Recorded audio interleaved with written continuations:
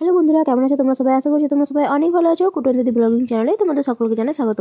আজ আমি তোমাদের জন্য নিয়ে এসেছি একটা নতুন ভিডিও। আজ আমি তোমাদেরকে বানিয়ে দেখাবো কীভাবে তোমরা খুবই সহজ উপায়ে বাড়িতেই তৈরি করে নিতে পারবে সুস্বাদু দই বড়া, তাও আবার একদমই কম সময়ের মধ্যে এবং একদমই কম খরচের মধ্যে। তো চলো তৈরি করে নিই। তো এখানে দেখো আমি নিয়ে নিয়েছিলাম বিউলির ডাল, আর এই বিউলির ডালটা কিন্তু আমি সারা রাত ধরে ভিজিয়ে রেখেছিলাম দই বড়া করার জন্য। এখন আমি এটাকে কিন্তু খুব ভালো করে মিক্সার গ্রাইন্ডারে খুব সুন্দর করে আমি বেটে নেবো। তো এসে দেখো মিক্সার গ্রাইন্ডারে খুব সুন্দর করে আমি কিন্তু এটাকে বেটে নিয়েছি। আর এখানে আমি নিয়ে নিয়েছি 1 চামচের মতো মৌরি এবং নিয়ে নিয়েছি কিছুটা পরিমাণ আদা বাটা, প্রায় 1 চামচের মতো আদা বাটা। এই দুটোকেই আমি কিন্তু এই মিশ্রণটার সাথে খুব ভালো করে মিশিয়ে নেবো। আর দিয়ে নেবো 1 চামচের মতো নুন।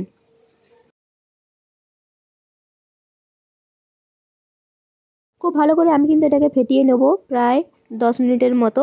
এটাকে কিন্তু আমি চামচে করে খুব সুন্দর করে এটাকে ফেটিয়ে নেব। যতক্ষণ না এটা রঙটা সাদা হচ্ছে ততক্ষণ পর্যন্ত এটাকে কিন্তু খুব ভালো করে ফেটাতে হবে। এরপর দেখো আমি কড়াই নিয়ে নিয়েছি তেল। এই তেলটা কিন্তু গরম হওয়ার জন্য আমরা অপেক্ষা করব। যখন দেখবো যে তেলটা অনেকটা গরম হয়ে এসছে তখন কিন্তু চামচের সাহায্যে এই যে ব্যাটার থেকে সামান্য পরিমাণে বড়া এই তেলের মধ্যে দিয়ে নেব। আমি কিন্তু বড়াগুলোকে চামচে করে এই তেলের মধ্যে ছাড়ছি, তোমরা চাইলে কিন্তু এখানে হাতে করেও দিতে পারো। এখন দেখো আমি কিন্তু খুব ভালো করে দুই পাশটা খুব সুন্দর করে ভেজে নেবো, একটু লাল করে কিন্তু আমি ভেজে নেবো।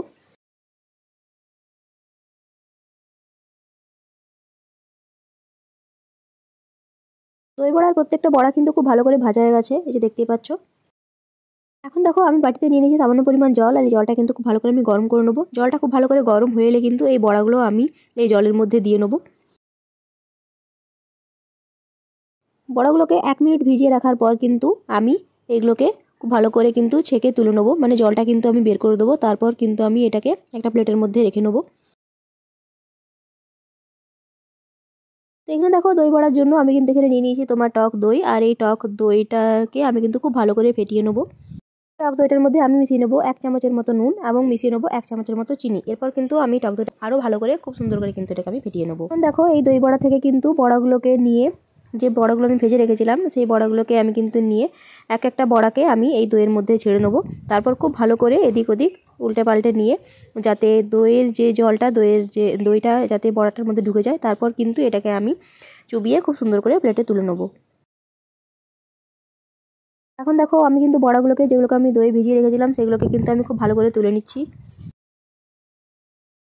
দেখো আমি কিন্তু 1 থালা দই বড়া সাজিয়ে নিয়েছি। এরপর চলো এটাকে আরও একটু ভালো করে সাজিয়ে নিই। যে দইটা বেঁচেছিল সেই দইটা কিন্তু আমি এবার এই বড়াগুলোর উপরে খুব সুন্দর করে দিয়ে নেবো।